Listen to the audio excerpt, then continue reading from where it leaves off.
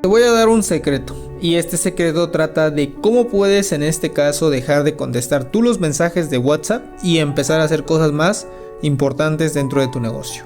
Así es, hace unas semanas yo atrás contestaba todos los mensajes, o sea, imagínate cuántos mensajes llevo en lo que son en la semana, 99 mensajes, y llegan constantemente.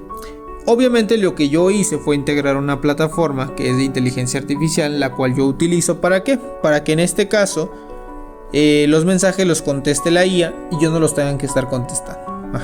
De esa manera yo puedo estar haciendo imágenes, puedo estar creando nuevas ofertas, dirigiendo al equipo, cosas más relevantes y sobre todo que ayudan bastante a la hora de aumentar las ventas.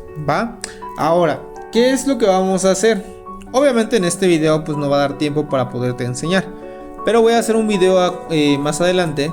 Pero para ello necesitaría que ustedes me digan si quieren saber un poco más sobre esto, para yo enseñarles.